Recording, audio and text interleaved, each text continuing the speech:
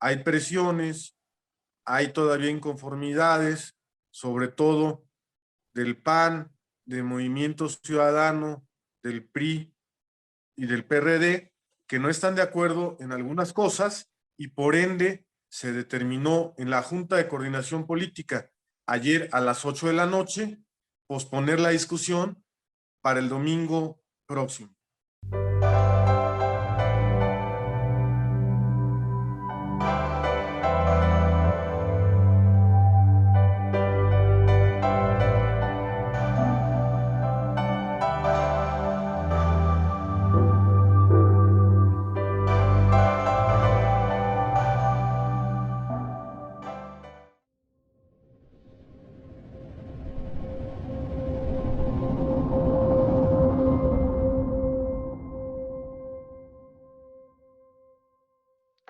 Muy buenos días o muy buenas noches, como suelo decir, porque a la hora que ustedes estén viendo esta emisión de las reporteras, pues ya será la noche de este viernes 15, es viernes de quincena.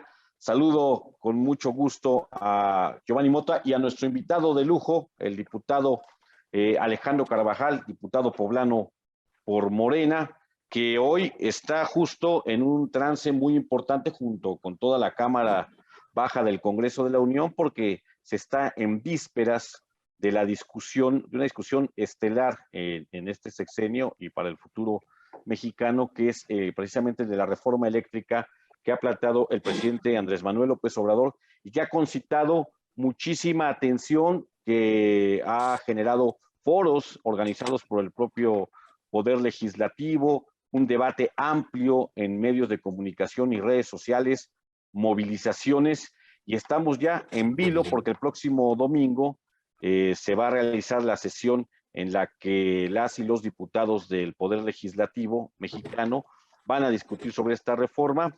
Hay que decir que hay una mayoría de Morena y sus grupos parlamentarios aliados, el Partido Verde, el PT, que están con la reforma del presidente López Obrador, que la oposición del PRI, PAN, PRD y no sabemos si Movimiento Ciudadano, ahí sabemos incierto su participación, están hablando de la presentación de una propuesta o una contrapropuesta a la reforma del titular del Ejecutivo, y que Morena en las horas recientes ha manifestado que ha incorporado 9 de los 12 puntos que la oposición ha manifestado en medios que podrían, digamos, y que estamos en vísperas de la discusión de este tema. Bueno, Alejandro Carvajal, buenos días o buenas noches. Gracias por tenernos, por estar aquí en las reporteras. Sabemos que has tenido un día complicado, es un día de manifestaciones, pero queremos tener tu punto de vista sobre lo que está pasando, sobre lo que puede llegar a suceder el próximo domingo, que nos cuentes qué es lo que ha sucedido en las últimas horas para saber bien a bien qué podría suceder el próximo domingo en la Cámara Baja, Alejandro. Bueno, vamos a guisa de antecedentes, vamos a mencionar que desde hace 4 meses se iniciaron con los foros de la reforma eléctrica a nivel nacional. Eso fue un ejercicio inédito porque la Cámara de Diputados se trasladó a todo el país, Martín, y hizo pláticas en todos los estados del país y en la mayoría y en los municipios más importantes, en donde legisladores y personal de Comisión Federal de Electricidad y también especialistas acudieron a explicar los alcances de la reforma eléctrica del presidente Andrés Manuel López Obrador. Eso es por una parte. Eso generó la propuesta final de la reforma eléctrica que está en la Cámara de Diputados y también ha generado que la oposición haya presentado sus propuestas derivado de los foros donde acudieron cámaras empresariales, ingenieros, empresas y también políticos. Y aquí tenemos ya, el día de ayer, que la Comisión de Energía de la Cámara de Diputados dictaminó en positivo el dictamen, la minuta de la reforma eléctrica o el dictamen, el cual iba a pasar a pleno el día de hoy. Pero hay que decirlo de manera clara a toda la ciudadanía. Hay presiones, hay todavía inconformidades, sobre todo del PAN, del Movimiento Ciudadano, del PRI y del PRD, que no están de acuerdo en algunas cosas y por ende se determinó en la Junta de Coordinación Política ayer a las 8 de la noche posponer la discusión para el domingo próximo. Alejandro, hay mucha gente que ha seguido de cerca la discusión sobre este planteamiento hecho por el presidente de la República y que, digamos, la coalición que se conoce como Juntos Haremos Historia en el Parlamento mexicano han apoyado. Pero ¿nos podrías explicar sucintamente de qué se tratan, cuáles son los beneficios que se proponen por parte de esta enmienda que entiendo es constitucional y a las leyes secundarias en beneficio de los mexicanos? Sí, hay principalmente 9 puntos. El que me parece muy rescatable es que se deje el fraude a la ley, que se elimine el fraude a la ley. A los mexicanos nos cuestan millones de dólares anuales, cerca de 400,000 millones, el subsidiar a las empresas privadas porque se les paga mayor cantidad de recursos en la compra de la energía, pero también hacen fraude a la ley porque se les dieron concesiones para poder producir energía eléctrica y la venden a otras empresas con la figura de socios o asociados, sin establecerse claramente en su concesión de producción de electricidad esa facultad, y generan recursos millonarios. Es como si yo te doy una concesión en una escuela, vamos a ser coloquiales, para vender refresco, pero tú no nada más vendes en esa escuela, sino vendes en 50 escuelas más, violando el título de concesión. Eso es lo que está haciendo algunas empresas extranjeras. Les dieron permiso para producir su electricidad, sobre todo con energía eólica o energía solar, y no nada más se autoabastecieron para su empresa, que era el fondo de la concesión, sino empezaron a vender a otras empresas, generando ganancias millonarias, utilizando la red eléctrica nacional sin pagar lo que corresponde. Y la otra, son contratos a 20 o 10 años que se firmaron con empresas transnacionales, en donde se les tiene que comprar la luz o el gas a precios exorbitantes, no obstante que en algunos casos la energía llamada limpia es intermitente. ¿Qué quiere decir que es intermitente? Que no es constante, y en algunas ocasiones hay bajas y altas de producción de luz, que esto afecta el sistema nacional eléctrico y se les tiene que comprar forzosamente el flujo de electricidad a precios más caros, y en primer lugar que las hidroeléctricas nacionales o que la industria geotérmica nacional, no obstante que antes teníamos la capacidad para producir prácticamente el 100% de nuestra luz. Pararon la infraestructura nacional, pararon las hidroeléctricas, las destruyeron, las inutilizaron y nos volvemos dependientes de las empresas particulares. Pero bueno, los puntos más importantes, para ser concretos: el que se va a bajar la cuota energética para los ejidos, para los pozos de riego. Es decir, para tener un campo más productivo necesitamos energía más barata, y se establece que 134,000 sociedades de riego van a tener una tarifa preferencial. Se establece también que 300 sistemas operadores de agua potable van a tener también menores tarifas, porque el 80% de esos 300 sistemas no pueden pagar la energía porque la tarifa es industrial. Pero también se va a dar una tasa o tarifa preferencial a escuelas públicas, que tú sabes que casi siempre las escuelas les llega el recibo hasta de 10,000 pesos y no lo paga el gobierno, lo paga el comité de padres de familia con las cooperaciones de todos. Ese es otro punto que en el cual se va a ayudar. También se incorpora el tema de las energías limpias para que se usen o se dé la famosa transición energética. Esa es una propuesta de la oposición. Y no da nada más eso, sino también se baja la luz a 2,046 ayuntamientos, ¿sí? que tienen adeudos de hasta 13,000 millones de pesos. Se les va a bajar también el tema de la luz o el DAP a 2,000 ayuntamientos pobres o de escasos recursos que no tienen para pagar la luz pública y que tienen problemas de apagones o no pueden tener sus luminarias encendidas. Y también, bueno, otro punto muy importante que se está viendo es lo del litio, ¿sí? Lo de las emisiones de carbono también, la reducción, principalmente son los puntos, entre otros, de la reforma eléctrica, y el más importante es que ya no es una empresa comercial, sino es una empresa de servicio público. Eso es lo que se va a modificar, que es una empresa de servicio público, lógicamente favoreciendo a todo el país. Me gustaría que explicaras justo este último punto que has mencionado, Alejandro Carvajal, diputado por Morena, aquí, bueno, el diputado federal por Morena, representando a Puebla. ¿De qué se trata esta transformación del carácter de, digamos, de una compañía con vocación comercial a un organismo con vocación de servicio social respecto a la Comisión Federal de Electricidad? Sí, primero que la energía ya se puede considerar como un derecho humano, el acceso.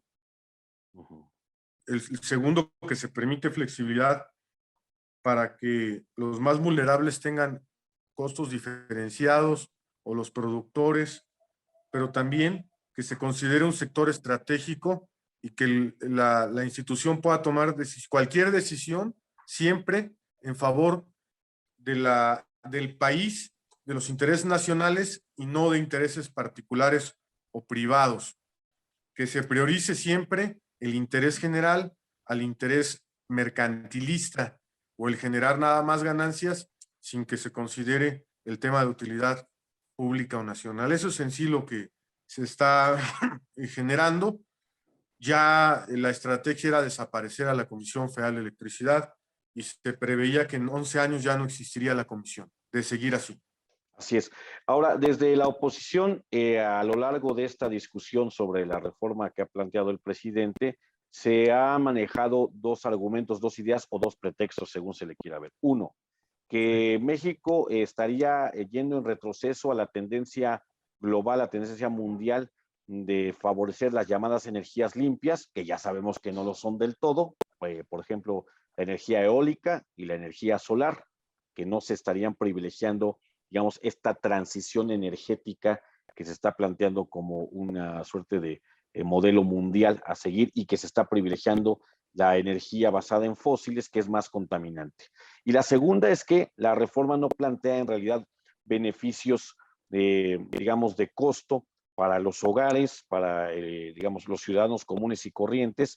Y el tercero es el asunto de que se piensa que nuevamente se pone al Estado en una suerte de monopolio. Eso es lo que dicen ellos, monopolio del sector. ¿Qué responderían ustedes ante estos tres asuntos? Bueno, en primer lugar, la Constitución establece que no se considera monopolio a la Comisión Federal de Electricidad, es una cuestión expresa. No es aunque fuera un monopolio, que no lo es, no se le puede considerar monopolio de acuerdo a la Constitución porque es una facultad exclusiva de la nación, el tema del petróleo y el tema de la electricidad, aunque ya en las leyes secundarias se modificó. Por eso se ingresó hace 2 años la ley de la industria eléctrica. No es un monopolio porque se le está permitiendo a los particulares más del 40% del mercado y es la propuesta del presidente. De todo el mercado de abastecimiento, de producción de luz, el 44% por disposición constitucional lo tendrían los particulares. Ahí automáticamente no hay un monopolio del Estado. Ahí está en concordancia con el famoso Tratado de Libre Comercio. Y en segundo lugar, bueno, creo que tenemos que tomar en cuenta que el sector eléctrico es un sector estratégico a nivel nacional y que no se tiene que frenar esto porque de seguirse así, ya la comisión únicamente pasaría a rentar la infraestructura y ya no a producir la electricidad, porque los particulares, bajo esos esquemas, que les salen más baratos porque usan nuestra infraestructura sin pagar lo correcto. y generan electricidad aparentemente a un costo más bajo, desaparecerían automáticamente la Comisión Federal de Electricidad. Ellos no pagan la infraestructura que se tiene que pagar, no tienen el cobro, lógicamente, el pasivo que tiene laboral la Comisión Federal de Electricidad, y bueno, pues ganan pues mucho dinero y aparte usan toda la infraestructura. Entonces desaparecería la comisión en detrimento de toda la ciudadanía y automáticamente se pondrían de acuerdo y subirían los costos, como Claro. sucedió en España.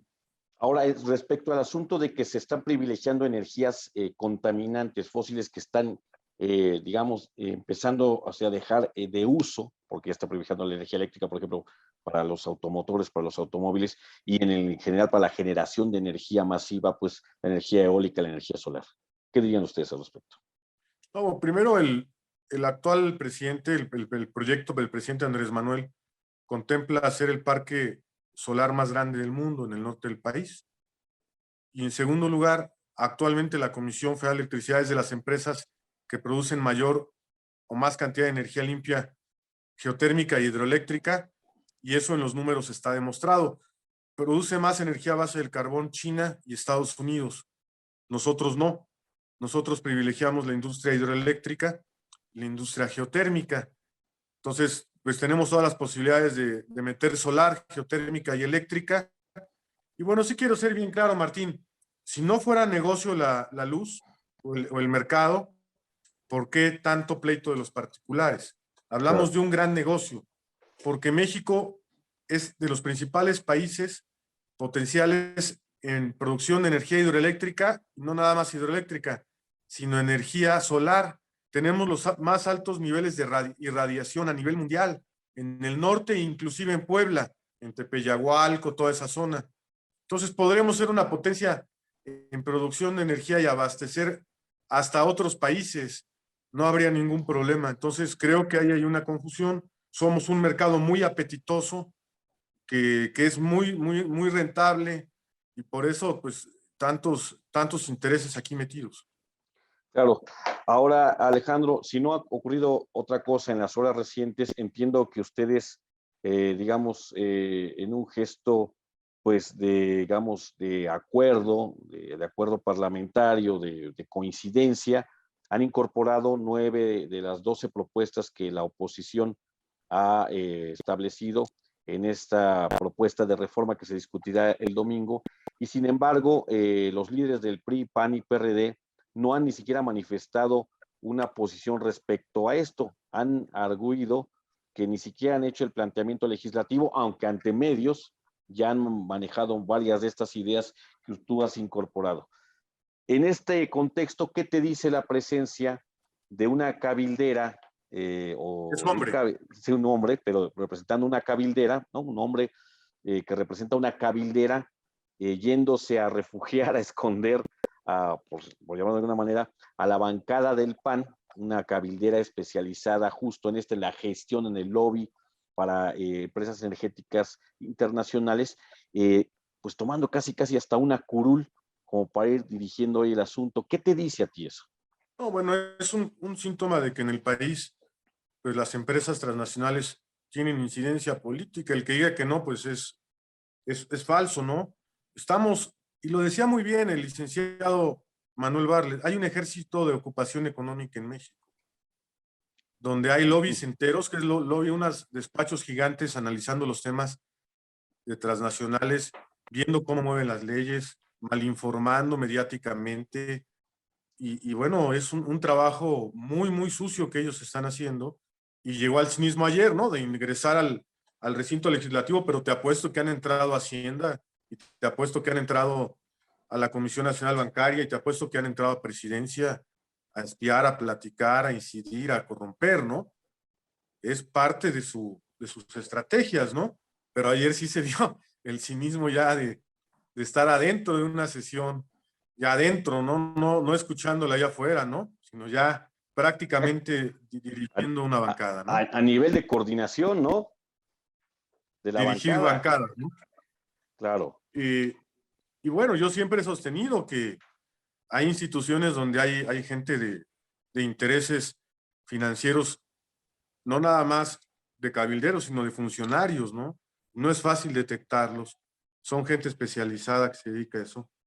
Y que bueno, desgraciadamente ayer se evidenció, pero pues hay que ir rastreando quiénes, ¿va? Claro. Ahora, esta entrevista está siendo grabada el martes 12 de abril. Si no ocurre otra cosa, la transmitiremos el próximo viernes 15, en vísperas de la discusión que se dará el día 17. Se han dado un margen, digamos, de espera, de negociación, de reflexión, los diputados de la Cámara Baja del Congreso de la Unión para pues tratar de llegar a algún acuerdo. Pero se antoja difícil, Alejandro Carvajal, que se pueda convencer a diputados de la oposición de dar un voto a favor de esta reforma. ¿Cómo lo ves tú? Sí, pues nos faltan 50 y tantos votos en teoría. Habría que ver cuántos priistas ya cambiaron de parecer. Parece que algunos del PRD también ya están por valorar alguna reflexión y otros, pero sí, quizá nos quedemos cortos. Lo importante acá, Martín, y lo digo al público, es que la semana pasada la Suprema Corte determinó o declaró que es constitucional casi todos los artículos de la reforma eléctrica que aprobó la Cámara de Diputados hace 2 años. Y eso nos da armas, porque muchas de las peticiones que solicita la oposición ya están declaradas legales, podríamos decir así, o están abordadas dentro de la sentencia de la reforma eléctrica. ¿Qué quiero decir con esto? Antes de la reforma constitucional que se está trabajando ahorita, había una reforma a la ley de la industria eléctrica, que ya había sido aprobada en la Cámara y en el Senado, y faltaba nada más algunos amparos por resolverse de fondo.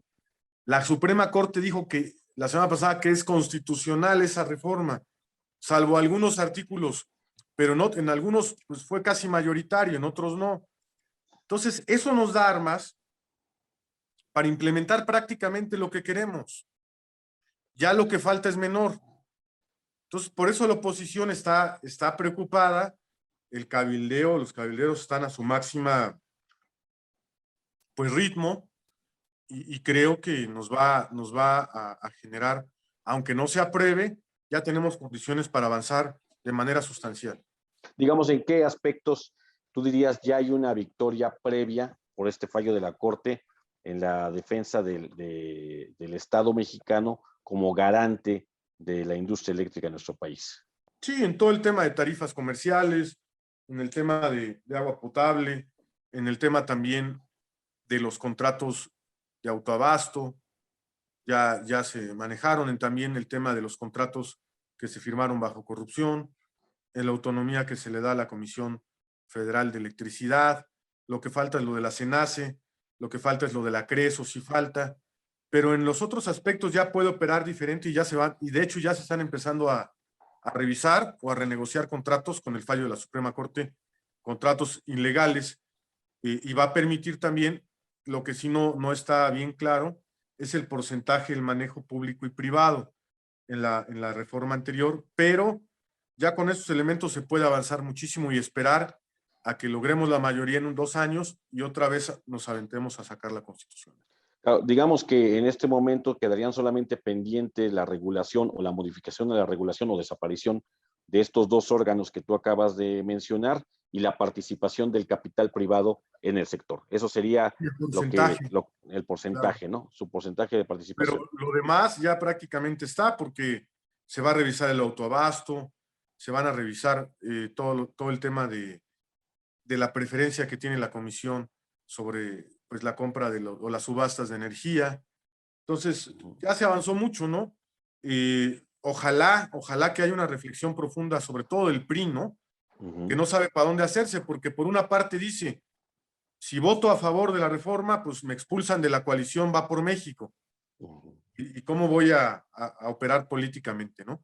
Yo creo que es un tema más de rentabilidad electoral o de sobrevivencia, porque en el fondo ellos saben que tenemos la razón. Digamos que están siendo chantajeados por el PAN principalmente y el PRD. Sí, yo creo que va por ahí, porque ellos quieren subsistir como fuerzas políticas. Pues ya no les queda de otra, pero traicionarían a López Mateos y prácticamente a toda su declaración de principios, Alejandro, ¿no? A Sería todo un su, partido, una entelequia. Sí, pero bueno, pues vienen 4 días. Nosotros confiamos en la operación política de nuestro coordinador Ignacio. También está operando fuerte Godoy, Aleida a la vez. Y lógicamente, bueno, pues van a platicar, van a reunirse y nosotros le pedimos al pueblo de México que nos apoye para poder sacar este tema. Claro. Ahora, en eventos a nivel político, quisiera pasar, ya hablamos del entramado, digamos, legal, constitucional, de la discusión parlamentaria, pero está también el aspecto político, pues, es inherente, finalmente ustedes son políticos profesionales y todo lo que tiene que ver con esto tiene que ver con política. Hay algunos aspectos que la oposición en eventos distintos ha querido capitalizar como derrotas o fracasos de la llamada cuarta transformación pública del país.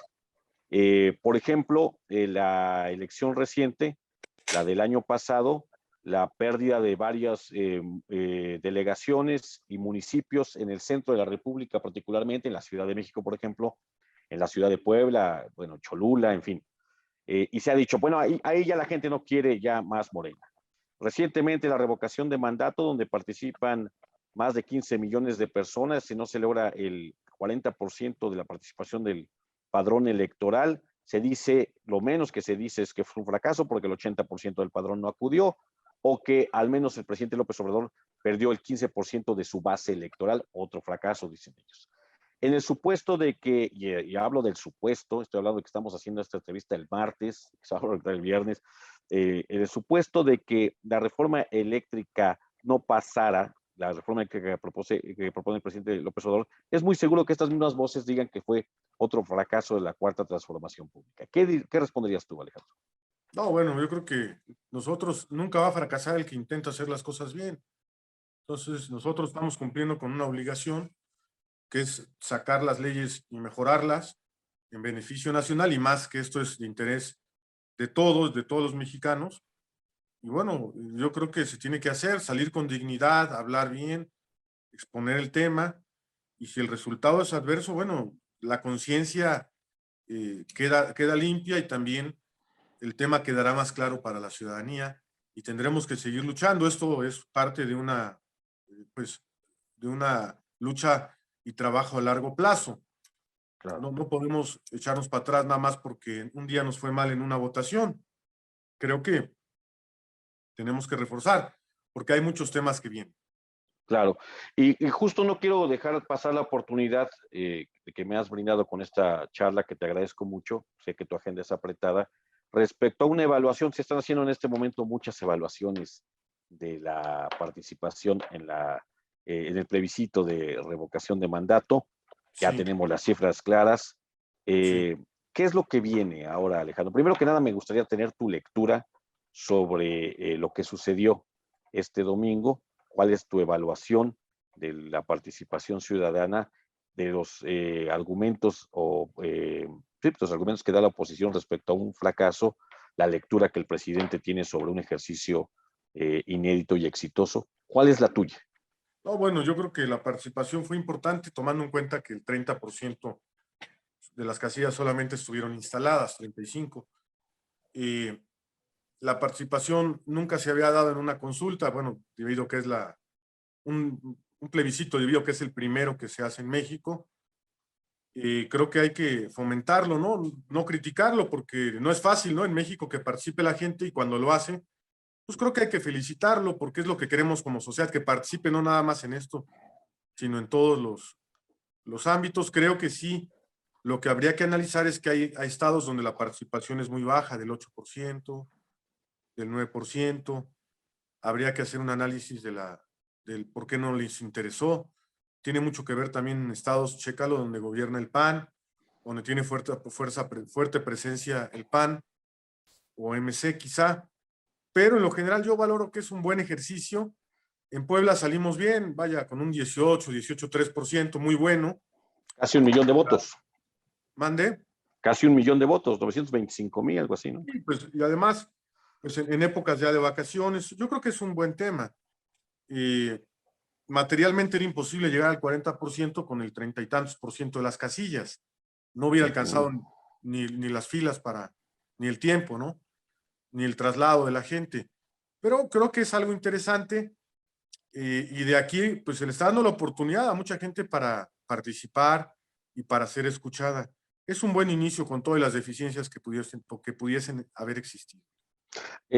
Ahora, Lorenzo Córdoba Vianey, el presidente del INE, ha manifestado que este ejercicio pues, fue un éxito justo debido al INE y a pesar de, sin que lo mencione textualmente, pero sí sugiriendo, a pesar de los boicots que quiso establecer el presidente y Morena también, porque dice, pues los diputados de Morena son los que aprobaron una normativa de veda que después no quisieron respetar, fueron quienes no aprobaron digamos, la cantidad suficiente de recursos para instalar todas las casillas que se debieron instalar, y a pesar de todo eso hubo una participación. Y se habla ya lo ha dicho el presidente, de una reforma al organismo.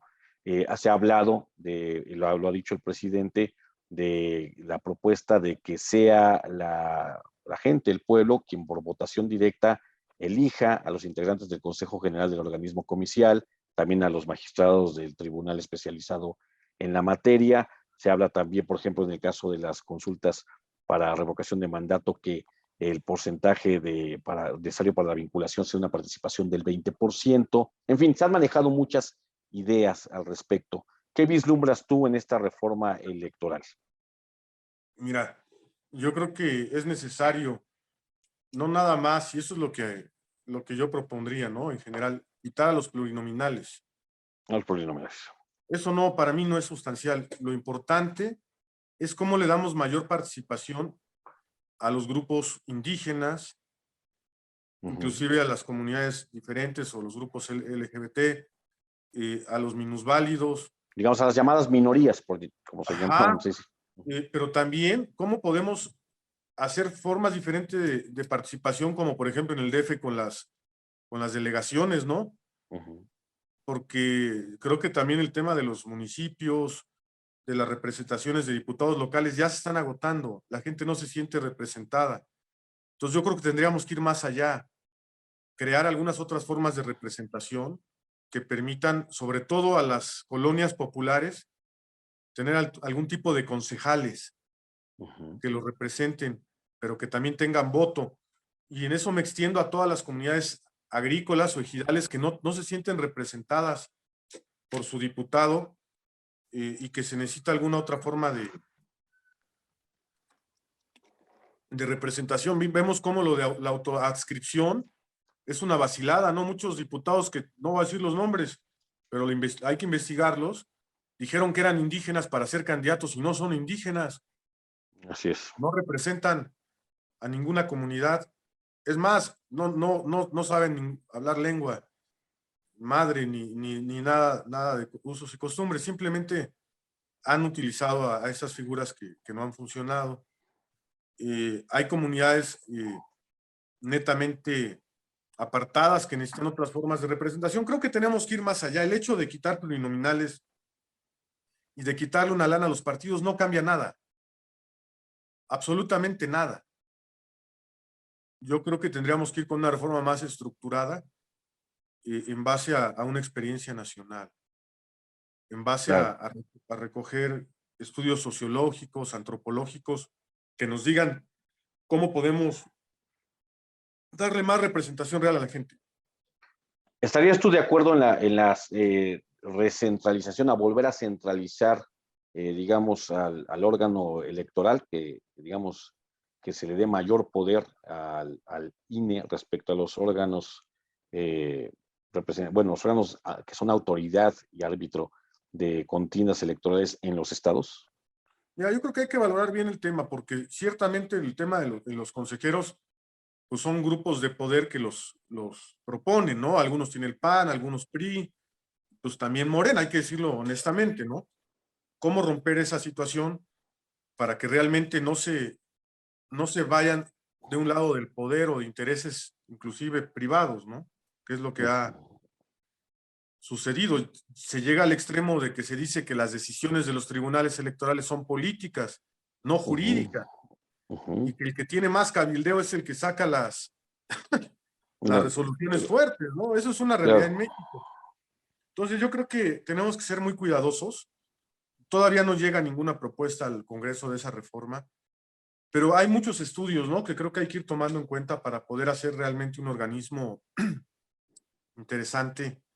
Creo que lo que ha funcionado es que los ciudadanos cuiden las casillas, eso sí ha sido un logro, porque sí la gente sí le va gustosamente, pues en representación de la institución y cuida su casilla, y eso ha mejorado, ¿no? Desde hace muchos años el tema del sufragio, pero por ejemplo el tema de la compra del voto sigue, el tema del acarreo masivo sigue, el tema de la intervención de todos los gobernadores, no nada más del PRI, también de nosotros hay tentaciones, ¿verdad? De los del oficialismo, a acarrear, a comprar, a incidir. Creo que se necesita ir a un tema más profundo de nada más decir fuera los plurinominales, quitamos recursos al instituto, ¿verdad? Y también otro tema preocupante son los soples, que los gobernadores los ocupan para hacer fraude electoral. Están totalmente controlados por los gobernadores en algunos casos, ¿no? No es el caso de Puebla, ¿verdad? Pero en otros casos, ¿verdad? Entonces, pues ahí no existe la democracia, ahí anulan elecciones o sí, siguen inflando votos a nivel estatal, ¿verdad? Entonces, creo que hay que tener mucho cuidado. Lo que le puede pasar al instituto es que si se hace lo que pasó hace tiempo con las juntas de conciliación y arbitraje. Las juntas de conciliación y arbitraje estaban en manos del poder ejecutivo y eran un nido de corrupción interminable. El Ejecutivo estaba además del lado de la patronal siempre. Pues generalmente no, y cuando había un No, sindicato que le ayudaba políticamente, pues ahí los ayudaba, también, exacto, ¿verdad? Les daba ahí puestos y todo, ¿no? su Pero coba. pues, lo que pasó, entonces se hizo una corrupción interminable y lo que tuvieron que hacer es dárselo al Poder Judicial para que por lo menos los procedimientos fueran legales y Claro. claros, ¿no? Entonces, creo que hay que tener cuidado también en ver cómo se hace esto. Pero bueno, ahorita lo que se detectó y por eso el presidente habla es que, pues sí, los consejeros principales del INE pues están totalmente de un lado, ¿no? Y eso es lo grave de esto, ¿no? Que ya no hay una certeza en estos temas, ¿no? Intervienen, lanzan tweets agrediendo a otros partidos, Sí, sí, se sí, sí, enfrentan al terrible. poder como si fueran actores políticos. No, Y bueno, Lorenzo Córdoba pierde el control, ¿eh? el piso, el control, ¿verdad? Hace un rato estaba escuchando una entrevista con Aristegui, o sea, le pregunta una cosa y se enerva, ¿no? Sí, bueno, yo te voy a dar un ejemplo mis experiencias, ¿no? Como dicen mis pininos ahí, ¿cómo se llama? En las campañas. Pues el INE sí lo teníamos atrás, la fiscalización de nuestra campaña, la mía. Yo iba acá y ya llegaba a la camioneta, hasta se escondían atrás de un árbol, te lo juro, para ver qué publicidad daba y si estaba declarando económicamente lo que estaba gastando, si era correcto. Y ya llegaban, se escondían atrás de un árbol y llegaban, ¿no? ¿Cuántos periódicos traes? A ver, brigadistas abren las maletas para ver si están dando, no sé, publicidad legal, ya sabes, ¿no? Porque me fiscalizaban absolutamente todo. Y llegaron al extremo en algunos eventos de cierre de campaña de ponerme más cosas de las que estaban en el templete. Tenía un aparato de sonido, me ponían 2. Había 10 banderillas, me ponían 25.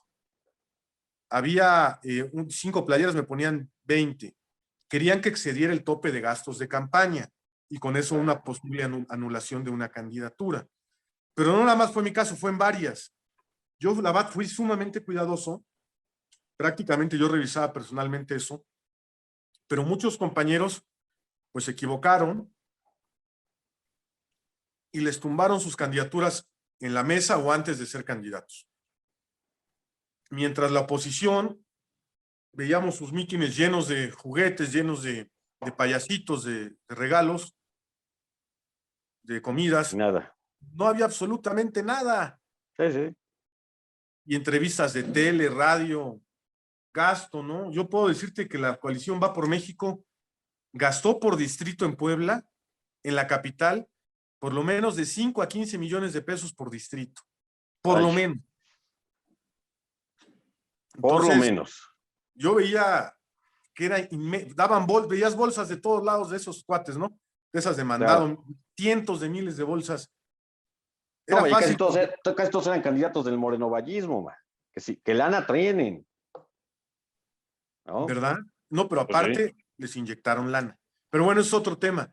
Pero sí, sí pues hay eso, había una señalización. Lo que iban, Martín, era por el Congreso Federal. Querían que no tuviéramos la mayoría simple.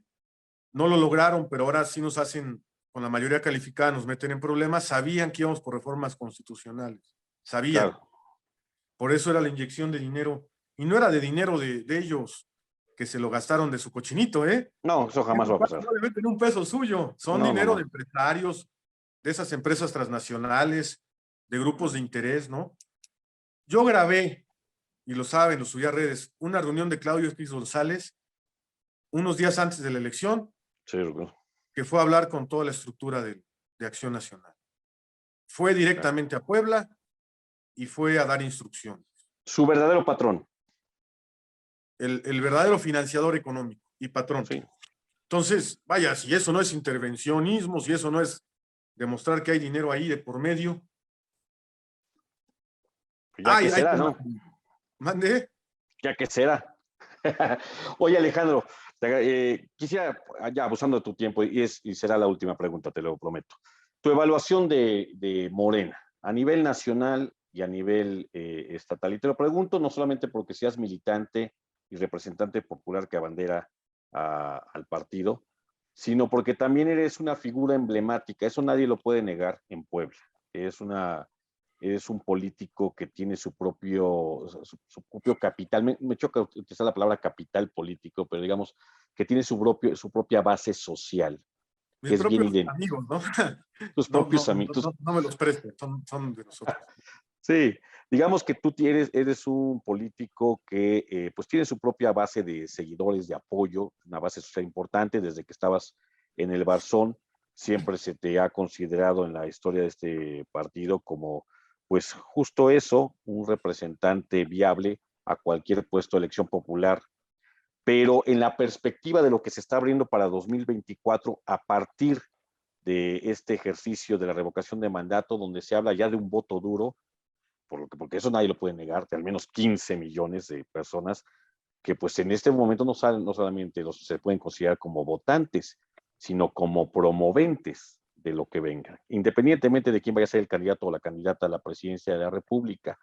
Sin embargo, vemos mucho movimiento social, o al menos esa es mi apreciación, Alejandro, mucha efervescencia, mucho López Obradorismo y López Obradorista, pero poco morena y poco morenistas. ¿Cómo lo ves tú? Y bueno, creo que el partido nunca se institucionalizó. Parte de la culpa la tiene la misma estructura, pues, popular, ¿no?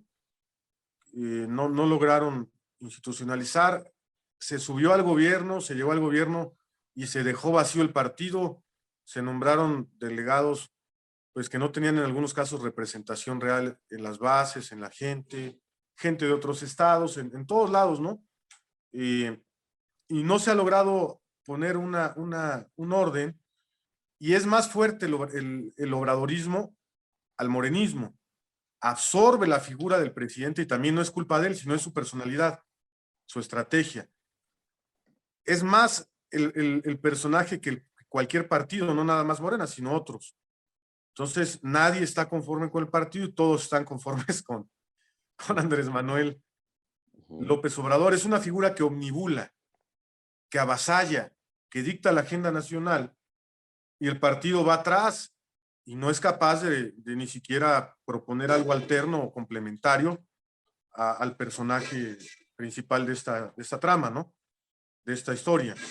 Creo que lo urgente y sería inmediato que reconocidos actores políticos en el Estado tomaran el control institucional, gente que tenga probidad, porque a veces la gente no confía porque llega gente pues de insospechado,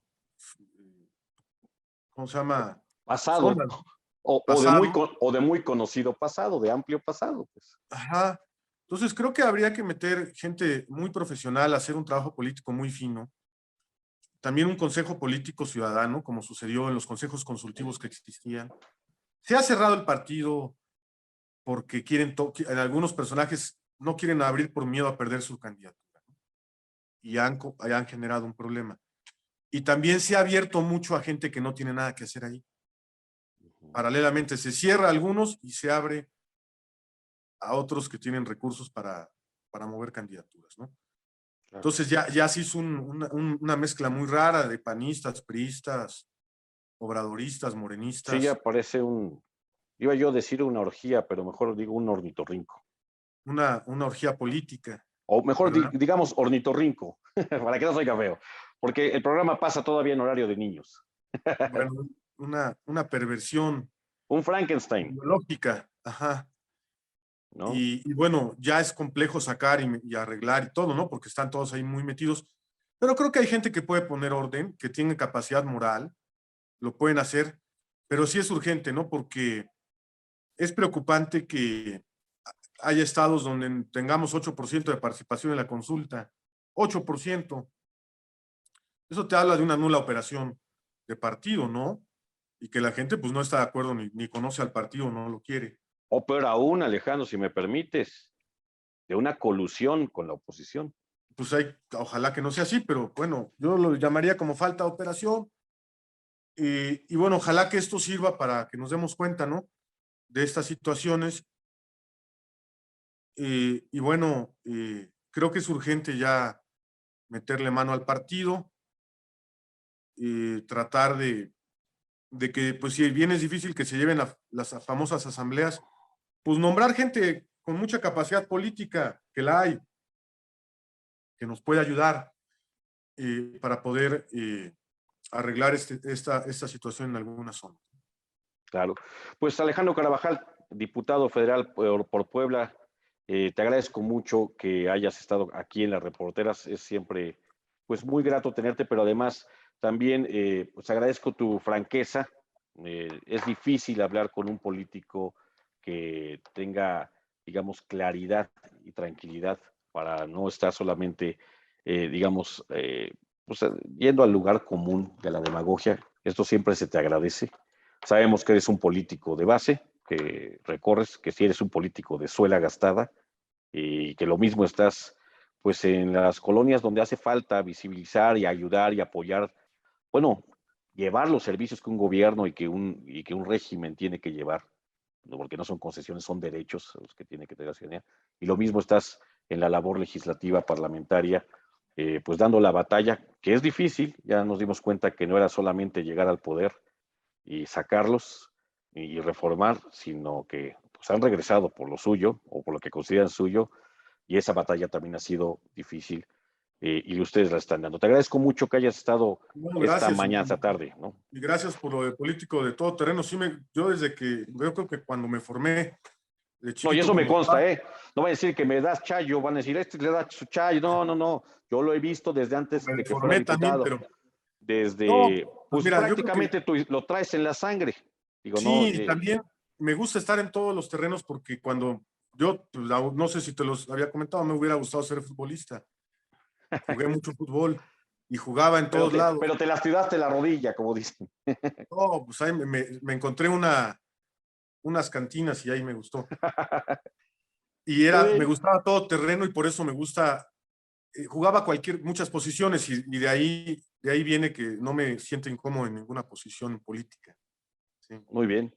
Pues vamos a seguramente tener noticias de ti, Alejandro Carabajal. Te agradezco mucho esta charla y vamos a ver qué sucede el próximo domingo. Ojalá Órale, salga avante la reforma del presidente López Obrador. Te agradezco mucho. gracias. Buenas tardes, buenas noches a todos.